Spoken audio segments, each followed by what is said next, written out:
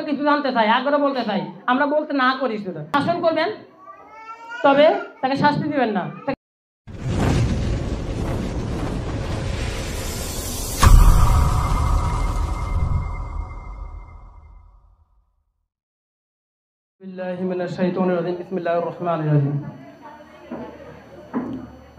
আনন্দবাজার দারুল উলুম মাদ্রাসা কর্তৃক আয়োজিত মাসিক সমাবেশে উপস্থিত আছেন অত্র মাদ্রাসার সম্মানিত প্রধান শিক্ষক এম মোহাম্মদ আরিফ হোসাইন এবং আমাদের সম্মানিত মেহমান সাবেক সহকারী প্রধান শিক্ষক মোহাম্মদ শহীদ হোসেন। এছাড়াও উপস্থিত আছেন আমার প্রিয় সহকর্মী, অভিভাবকবৃন্দু, ছাত্রছাত্রীবৃন্দু, সবাইকে আমার সালাম জানাচ্ছি। আসসালামু আলাইকুম ওয়া রাহমাতুল্লাহি ওয়া বারাকাতুহু। আশা করি সবাই ভালো আছেন। আলহামদুলিল্লাহ আমি ভালো আছি। আসলে আমি বক্তৃতা তেমন জানি না, অল্প সামান্য কিছু কিছু জায়গা দিয়ে তেমন না। আমার যদি ভুল হয় সবাই বলবেন, কারণ আমার বয়স কম, একদম ছোট। ভুল যদি ভুল হয় তারপর বলবেন, আবার সমস্যা নাই। না, ভুল হলে বলবেন, সমস্যা নেই, কারণ মানুষ মাত্র বলতে ম্যানেজারও মানুষ ভুল করবেই, মানুষ ভুল করবেন এমন না। নোট করে আছে আসলে বক্তৃতা তেমন কিছু না।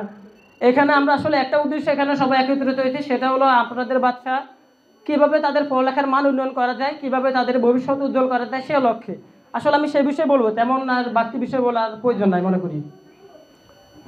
তো আমরা সবাই চাই আমাদের সন্তান যারা আছে, আমাদের ছেলে যারা মেয়ে আছে, যারা সবাই ভালো হোক, সবাই ভবিষ্যৎ উজ্জ্বল হোক, সবার একটা ক্যারিয়ার হোক, সবাই যাতে দুনিয়ারাও যাতে তাদের সফল হয়, পরকালেও যাতে সফল হয়, আমরা এটাই প্রত্যাশা করি।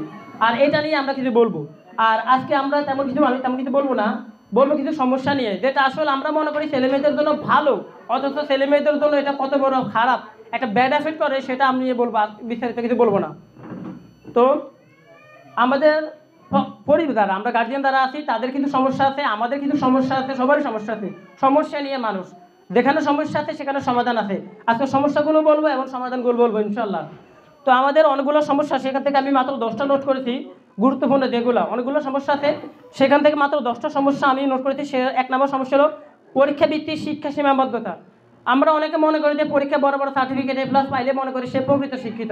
আসলে সে কিন্তু প্রকৃত শিক্ষিত না। একটা সার্টিফিকেট কখনো আপনার ক্যারিয়ারকে গঠন করে দিতে পারবে না।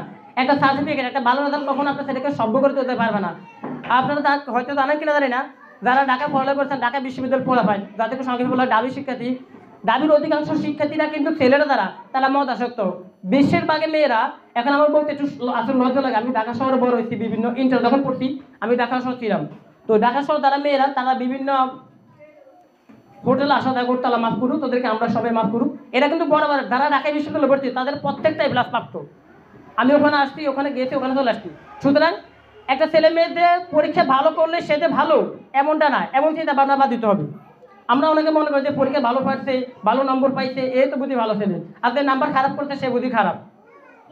আর 1 নম্বর সমস্যা, 2 নম্বর সমস্যা হলো অন্যের সঙ্গে তুলনা করা। আমরা অন্যের সঙ্গে তুলনা করি যে তোর পাশে এই ছেলেটা ভালো করছে, এই ছেলেটা খারাপ করছে, কেন খারাপ করছে, এই জিনিসটা আমরা মনে করি যে অন্যের সঙ্গে তুলনা করা যাবে না।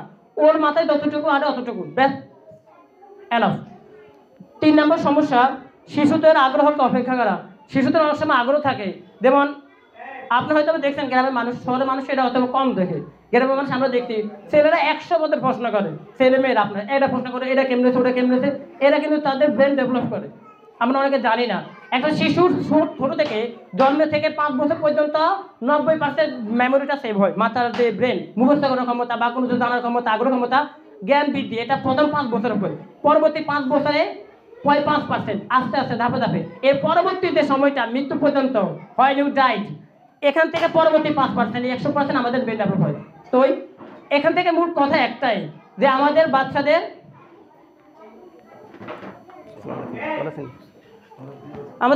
যে 90% ব্রেনটা গঠন হয়, সেটা হলো প্রথম 5 বছরে।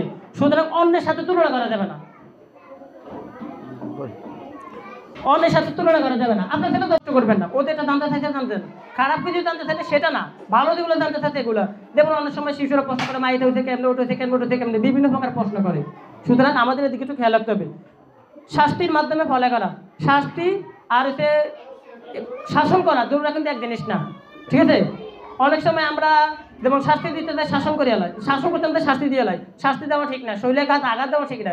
আঘাত দেওয়া ভালো, তবে তাতে তো দাগ লাগে না যায়। শিশুদেরকে এমনভাবে মারবে না যাতে ভবিষ্যতে তার সমস্যা হয়, ক্ষতি হয়। শিশুকে শাসন করবেন, তবে তাকে শাস্তি দিবেন না, তাকে প্রহার করবেন না। প্রহার করারও কিছু নিয়ম আছে।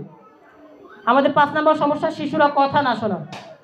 শিশুরা অনেক সময় কিছু জানতে চায়, আগ্রহ বলতে চায়, আমরা বলতে না করি শুধু। যেমন হয়তো রাস্তা দিয়ে যাওয়ার সময় বলছে যে মা এটা কোথায় যায়, বা প্রশ্ন করে মনে আমরা কথাটা ধরতে পারি, মা এই লোকটা এটা করছে কেন। আগ্রহ থাকে, জানার একটা আগ্রহ থাকে। শিশুর কথা শুনবেন, শিশুর মনে কি বলে, ওর আগ্রহটা কি, ওর কোন দিকে চাহিদা আছে, ওর কি আছে, মন মানসিকতা, ওটা মন অবস্থায় বুঝবেন। এরপর আনন্দহীন ও চাপপূর্ণ শিক্ষা। আনন্দহীন, শিশুটাকে এমনভাবে পড়া, আপনাদের বাড়িতে পড়বেন, আমরা পড়াতে যথেষ্ট পরিমাণে চেষ্টা করি, এমনভাবে শিশুদেরকে পড়ানো প্রয়োজন, যেটা শিশুদেরকে আনন্দ দেয়। যেমন আমি উদাহরণ হিসেবে বলতে পারি, শিশুদেরকে বিভিন্ন নবীদের কাহিনী বলতে পারেন, বিভিন্ন সাহাবী কেরামদের ছোটো ছোটো সাহাবী কাহিনী বলতে পারেন। অসংখ্য ইসলামিক কাহিনী আছে, ইসলামিক লেকচার আছে, যেগুলো শিশুদেরকে শোনানো যায়। আনন্দপূর্ণ করবেন, পড়াটাকে বলবেন আনন্দ। অনেক সময় শিশুরা খেলতে পছন্দ করে, খেলতে দিবেন, তবে মাত্রা অনুযায়ী। আবার কখনো পড়তে বলবেন, যখন পড়ার সময় তখন পড়বো। আমরা ছোটবেলায় একটা কবিতা পড়ছিলাম, সকালে উঠি আমি মনে মনে বলি, আমি যেন সারাদিন ভালো হয়ে জনি, আদেশ করেন যাহা মোর গুরুজন, আমি যেন সেই কাজ করি ভালো মতে। আদেশ, তারপরে পড়ার সময় পড়ি, আবার কবিতা আছে না, পাঠের সময় যেন নাহি করি হেলা, এই কবিতাটা। যেমন পড়ার সময় পড়া, লেখার সময় পড়া, খেলার সময় খেলাধুলা। সুতরাং শিশুদের আনন্দ বা পড়ালেখার চেষ্টা করবেন, চাপ পূর্ণ করবেন না, যেটা পড়তে বেরা পড়তে বেরা পড়তে বেরা পড়তে। যেমন আমরা অনেক সময় দেখি মেজরিটি% পরিবার সকালে এখানে পড়ে, এরপর সকালে এখান থেকে আবার 5 শুরু করে, এখান থেকে মানে ইংরেজি অঙ্কলে 5 একজন, আরবিলে 5 আরেকজন, তারপর আবার মনে করেন যে রাতের পরে এই পরে 100 পড়া চাপ দিয়ে ফোলা ফানে মাথাটাকে চাপ সৃষ্টি করে। চাপ করবেন না, যতটুকু বাচ্চারা পারে আপনারা দেখেন, বাড়তি চাপ দেওয়া দরকার নেই। আবার বাচ্চারা যে পড়ে না তাদেরকে চাপ দেওয়া দরকার নেই, এমন যাতে না হয়। আবার যতটুকু পারে ততটুকু তাদের মাথার মেমোরি আছে, একটু চেষ্টা করবেন তাদের ভালোটা পড়ায়। বেশি চাপ দেওয়া দরকার নেই, বেশি চাপ দিলে পোলা ভাইদের মাথার সমস্যা হয়। এরপর এটা সমস্যা যেটা, সেটা দেয় ভুলকে ভয় করা। যেমন আমরা সময় ভুল করি, শিশুরা ভুল করে। আমরা আব্রাহাম লিঙ্কনের নামটা শুনছিলাম হয়তো অনেকে, আমেরিকার সব 16তম প্রেসিডেন্ট বোধ হয় আব্রাহাম লিঙ্কন, আমার শিশুর মনে নাই। এই আব্রাহাম লিঙ্কন 7 বার পারদে আমেরিকার প্রেসিডেন্ট হিসেবে একটা মাকড়সা বাসা থেকে তিনি শিক্ষা গ্রহণ করছে, যে একটা মাকড়সা বারবার জাল বলে, বারবার সেগুলো নষ্ট হয়ে যায়, আবার জাল বলে আবার নষ্ট হয়ে যায়।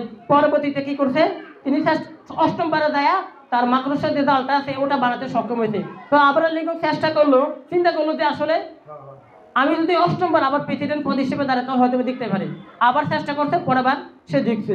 সুতরাং একবার পারে নাই, 2বার পারবে। কই জায়গায় একটা কথা আছে না, একবার না পারলে দেখো শতবার। বারবার চেষ্টা করবেন, চেষ্টা করলেও যাতে বিফল না যায়, চেষ্টা করতে হবে আমাদের। তারপরে বয়সের সাথে সামঞ্জস্যহীন শিক্ষা, তার যে বয়স আছে ওই বয়স অনুযায়ী শিক্ষাটা দিতে চেষ্টা করবেন, ওই বয়স অনুযায়ী পড়া চাপটা দিতে চেষ্টা করবেন। আমরা সবাই কি করি যে আমরা খেলা শেখানোর চেষ্টা করি, যে আমার ছেলেটা কোন রকম পারে ফোরে ভর্তি করা, 5 ভর্তি করে, এগুলো যাতে না হয়। বাচ্চাটা যা পারে যতটুকু পারে ওর মাত্র অনুযায়ী, ওর মেধা অনুযায়ী ক্লাসে ভর্তি করাবেন, ওর মাত্র অনুযায়ী পড়ালেখা দিবেন। তারপরে সমস্যা, ভুল হলে বলবেন, আমার আসলে এগুলো আমার ধারণা নেই। তারপরে যুগোপযোগী পদ্ধতির অভাব। যেমন আমরা অথবা বর্তমান কীভাবে পড়ালেখা করতে হয়, আগে গেছে এক সময়, এখন গেছে এক সময়। যেমন আমরা যখন ছোটো ছিলাম, আমার কথা বলতেছি আমি, আমরা পড়ছিলাম আলিফ বে তে সে যে, এগুলো পড়ছিলাম আমরা ছোটোকালে। আমরা হয়তো পড়তে পারেন, আমরা ছোটোকালে এবার পড়ছিলাম, কিন্তু এখন আলিফ বে তে এগুলো পড়ে না, পরে আলিফ বা তা মানে পরিবর্তন হয়েছে পড়ার। সুতরাং যুগোপযোগী, সময়ের সাথে সাথে কীভাবে পরিবর্তন করতে হয়, পড়ার ধরনটা জানতে হবে, ঠিক আছে। এরপরে এগুলো সমস্যা বেশি না, এই 10টা সমস্যার কথা বলছি। 10টা সমস্যা আমি একটু আবার বলি। পরীক্ষা ভিত্তিক শিক্ষার সীমাবদ্ধতা, শুধুমাত্র পরীক্ষা ভালো করলে সে ভালো ছাত্র নয়, মনে রাখতে হবে। অন্যের সঙ্গে তুলনা করা, অন্যের সঙ্গে তুলনা কখনো করবেন না। অন্যের সন্তান আপনার সন্তান না, আবার আপনার সন্তান কখনো অন্যের সন্তান না। অন্যের, তারপরে শিশুর আগ্রহকে উপেক্ষা করা। শিশুর আগ্রহ যেটা আছে, আগ্রহকে কখনো নষ্ট করে দেবে না। শিশুর সৃজনশীল ক্ষমতাকে কখনো নষ্ট করে দেবেন না। 3 নাম্বার, শাস্তির মাধ্যমে পড়ালেখা করা। শাস্তি দিবেন না, শাসন করবেন, তবে শাস্তি দিবেন না, শাসন করবেন না। শাস্তি দিবেন, শাসন করবেন না। শিশুর কথা না শোনা, শিশু যেটা বলতে চাই ওর মনের কথা শুনবেন, ওর কথা বলবেন, শুনবেন বেশি, বলবেন কম শিশুর সাথে। আনন্দহীন ও চাপপূর্ণ শিক্ষা, আনন্দহীন দিবেন না, শিশুটাকে আনন্দপূর্ণভাবে দেবেন। কীভাবে পড়া ভালো করা যায়, কীভাবে ওর মন খুশি রাখা যায়, কীভাবে ওকে ভালো করে পড়ানো যায়, আদর করে পড়াবেন। ভুলকে ভয় করা, ভুল করবে, মানুষ মাত্র ভুল, ভুল থেকে মানুষ শিক্ষা গ্রহণ করে, ভুল করলে যে তাকে শাস্তি দিবে না এমন কিছু না। পড়ালেখা জীবনের সব নয়, একটা কথা হলো পড়ালেখা জীবনে কিন্তু সব বিষয় নয়, পড়ালেখা ছাড়াও জীবন অনেক কিছু আছে। পড়ালেখার আগে সবচেয়ে গুরুত্বপূর্ণ যেটা সেটা হলো মানুষ হইতে হবে। একটা কথা আছে না, সবার উপরে মানুষ সত্য, তাহার উপরে নেই। মানুষ হতে চেষ্টা করুন, সবার আগে মানুষ হওয়া। তারপরে বয়সের সাথে সামঞ্জস্যহীন পড়ালেখা, যুগোপযোগী শিক্ষা পদ্ধতি, এগুলো ছিল মূল সমস্যা। এখন এগুলো থেকে কীভাবে সমাধান করা যায়, কীভাবে আপনার সমাজ বা আমার সন্তানদেরকে কীভাবে মানুষ করা যায়, সে বিষয়ে মাত্র 9টা পয়েন্ট আমি নোট করছি। 1 নম্বর, সন্তানের চরিত্র গঠন করা। চরিত্র হলো সবচেয়ে মূল। যার চরিত্র সুন্দর, তার আখলাখ সুন্দর, সে সবচেয়ে সুন্দর। এমন হয়তো আমরা দেখি ছেলেটা ভালো, ক্লাসের ফার্স্ট বয়, একদম রোল 1 নাম্বার, কিন্তু বাড়িতে গেলে বাপ্পার সাথে খারাপ ভাষায় কথা বলে, মুরবির সাথে খারাপ ভাষায় কথা বলে, নামাজ পড়ে না। নামাজ হলে মেন গুরুত্বপূর্ণ। আমরা নামাজের অনেক সময় অবহেলা করি। নামাজ এমন গুরুত্বপূর্ণ যে অনেক মাযহাবের মতে যে নামাজ না পড়লে সে মুসলমানে থাকে না, সে মুসলমানে থাকে না। জান্নাত জান্নাতে পড়ার কথা, নামাজ পড়তে হবে। শুধুকে নামাজ পড়ার পরে আপনি নামাজ পড়বেন, আপনার মহিলারা যখন নামাজ পড়েন তখন চিন্তা করবে আপনার মেয়েটাকে পাশে নিয়ে যা পারে, ও পারে না, সেতে দিতে পারে না, সে থেকেই পড়তে এটা জানে না, রুকু থেকেই পড়তে এটা জানে না, পুরো পারতে জানে না, কিছুই জানে না। তারপর আপনি নামাজ পড়ার সময় ওকে নামাজের প্রস্তুতি পোশাক পরাই ওকে সাথে রাখবেন, ও নামাজ শিখবে। 2 নম্বর, ঘরে ঘরে ধর্মীয় পরিবেশ গড়ে তোলা। এটা বলছিলাম, প্রত্যেকটা ঘরে ঘরে ধর্মীয় পরিবেশ গড়ে তুলতে হবে। আপনি যেমন হবেন আপনার ছেলে মেয়ে তেমন হবে, এটা শিওর। আমি নাম বলবো না, আমার সাথে চলে, এখন একটা সরকারি গভর্নমেন্ট জব করে, সে খুব ভালো, চরিত্র ভালো বা কথাবার্তি ভালো, সব কিছু ভালো, তবে তার কথাবার্তি মাঝে মাঝে আউট অফ কন্ট্রোলে যায়। এটা তার আসলে সত্যি যেটা আমি নাম মাগবো না, তার পারিবারিক শিক্ষা। তার কথার ধরন একরকম, মানে কোথায় কি বলতে হবে এটা জানে না, আর কোথায় কি বলতে হবে এটা সাধারণত পরিবার থেকে শিক্ষা গ্রহণ করে। একটা শিশু সাধারণত কোথায় কার কি বলতে হইব বা কোথায় কি ব্যবহার করতে হইবে এগুলো কিন্তু পরিবার থেকে শিখে। সুতরাং পরিবারে ধর্মীয় পরিবেশটা গড়ে তোলা। আপনি নামাজ পড়বেন, আপনার ছেলে মেয়ের সাথে রাখবেন নামাজ পড়ার জন্য। আপনি কিছুক্ষণ 2 দিন তারা পড়ালেখা পারেন, তারা বিভিন্ন প্রকার বই আছে, যেমন রবিদিস বিখ্যাত একটা লেখক, বিখ্যাত একটা নবীদের গ্রন্থ আছে, সিরাত গ্রন্থ, আর রাহিকুম মাকতিব আছে, সিরাতের হিসাম আছে, সিরাত বিশ্বকোষ আছে, বইগুলো পড়বেন। ছোটখাটো শিশুদের গল্প আছে, শিশুদের ইসলামিক কাহিনী আছে, শিশুদের নবীজি আছে, শিশুদের নবীজির কাহিনী আছে, এগুলো পড়বেন। আমরা এগুলো চেষ্টা করব। এরপরে 3 নম্বর, সন্তানের প্রতি দায়িত্বশীল হন। সন্তানের প্রতি দায়িত্বশীল হন, স্বপ্নের খোঁজ খবর রাখুন, সন্তানের মানসিক অবস্থা বুঝুন। আগে বলছিলাম সন্তানের বন্ধু নির্বাচনে সচেতনতা। কজন সৎসঙ্গের সর্ববাস, অসৎসঙ্গের সর্বনাশ। আরও কথা আছে, সঙ্গদোষে লোহাব আসে। আপনার ছেলে মেয়ে কার সাথে মিশে, আপনার ছেলে মেয়ে কিন্তু ওই ধরনের হবে। সুতরাং আপনার ছেলে মেয়ে কার সাথে পড়ে এগুলো কিন্তু খেয়াল রাখতে হবে। আপনার ছেলে মেয়ে একটা উদাহরণ হিসেবে যারা হয়তো বা দেখছেন তাদের কথা বলতেছি, আপনার ছেলে মেয়ে যদি বাড়ির পাশে একটা খারাপ ছেলের সাথে পড়ে বা খারাপ ছেলের সাথে মিশে, তাহলে দেখবেন 2 দিন পর তার মতো আচরণ করতে শুরু করে। এটা মাস্ট বি, তার আচরণটা তার মধ্যে চলে গিয়ে। সুতরাং আপনার ছেলে মেয়ে কার সাথে বন্ধুত্ব করে, কার সাথে খেলাধুলা করে, এগুলো খেয়াল রাখবেন। এমন ছেলে মেয়ের সাথে মিশতে দিবেন যারা ভালো, যাদের কথাবার্তা ভালো, যারা নামাজ পড়ে। যেমন কথা বলতে বলতেছি আমি আব্দুর রহমানের নামাজ পড়ে, সাইমনের নামাজ পড়ে না। এখন আব্দুর রহমানের নামাজ পড়ার সময় কি বললো, সাইমন চল আমরা নামাজ পড়ি। এই বন্ধুর সাথে বন্ধু, আস্তে আস্তে ধাপে ধাপে। এর পরবর্তীতে মাদ্রাসা ও শিক্ষকের সাথে সুসম্পর্ক গড়ে তোলা। মাদ্রাসায় আসবেন, আপনারা অনেকে মাদ্রাসায় আসেন না, সত্যি আমি মাদ্রাসা দেখি না। প্রত্যেক মাসে একবার করে আসবেন। আপনি আপনার মাদ্রাসা ছেলেমেয়ের পড়ালেখা এমন, আপনি প্রধানশিক্ষক আছেন তাকে জিজ্ঞাসা করবেন, যে তার বিষয় তাকে জিজ্ঞাসা করবেন, স্যার আপনার বিষয় কেমন, বা ম্যাডাম আছে, আমাদের 2 জন ম্যাডাম আছে, নতুন এখন আমাদের আরবি হুজুর আছে, তাকে জিজ্ঞাসা করবেন, স্যার আমার ছেলেটা আমার মেয়েটা কেমন পারে, আগে তোর কি ভালো নেই নাকি খারাপ, কোন দিকে দুর্বল, কথা বলবেন। শিক্ষকের সাথে মাদ্রাসার সাথে সুসম্পর্ক রাখবেন, বলবেন। আবার আমাদের তো ভুল নয়, আমরা অনেক সময় ভুল পদ্ধতি পড়াই, আমাদের পদ্ধতি যদি ভুল হয় বা আমাদের কোনো ভুল হয়, যদি প্রধান শিক্ষককে বলবেন। আমি আগের বার বক্তৃতার সময় একই কথা বলছি, আমাদের ভুল হবে না এমন না, ভুল হবে, আর আমি একটু ভুল করি বেশি, আল্লাহ মাফ করুক। তো ভুল হইবেই, ভুল হলে বলবেন, স্যার এইভাবে ওইভাবে প্রধান শিক্ষক বলবেন। আশা করি প্রধান শিক্ষক কথাটা শুনবেন ইনশাল্লাহ। সুতরাং মাদ্রাসার সাথে সুসম্পর্ক রাখবেন। আর একটা কথা, মাদ্রাসার শিক্ষকের সাথে বা গুরুজনদের সাথে সবসময় একটু সুন্দর করে কথা বলবেন। আর পরবর্তীতে সময়ের মূল্য শেখান। সময় যাতে কত গুরুত্বপূর্ণ এটার মূল্য শেখান। সময়ের কাজ সময় করতে হবে।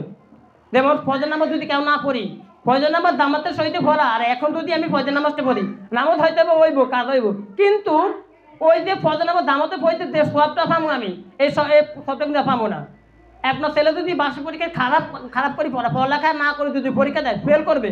ফেল করলে কি তারা পরবর্তীতে কাছে উঠানো হবে না, পরবর্তীতে আবার একটা সময় নষ্ট, যে সময় গেলে সাধন হবে না। একটা কথা স্যার লালন স্যার কথা দিই, লালন স্যার যদিও লোকটা খারাপ ছিল, কিন্তু তার কথাটা গুরুত্বপূর্ণ, যে সময় গেলে সাধন হবে না, দিন থাকিতে দিনে সাধন কেন করলে না।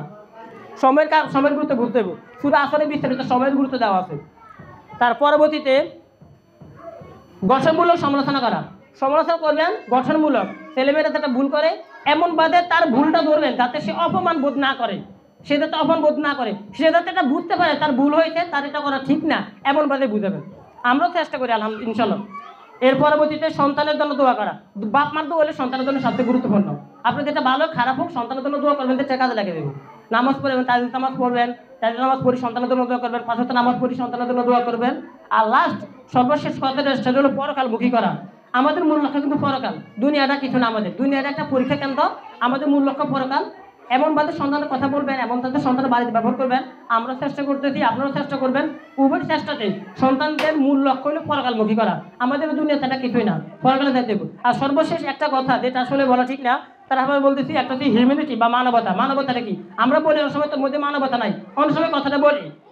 এরা ব্যবহার করে সবচেয়ে বেশি হিউম্যানিটি শব্দের ব্যবহার করে আমেরিকার লোকেরা বা মধ্যপ্রাচ্যের লোকেরা। মানবতা কি আমরা অনেকে জানি না। একটা লোক পড়ে গেছে তাকে উঠানো, এটা আমাদের মানবতা না, এটা মানবতা না। মানবতার সংখ্যা এটা না কিন্তু। মানবতা হয়তো অনেকে জানি না। মানবতা একটা নতুন ধর্ম, মানবতা একটা নতুন ধর্ম।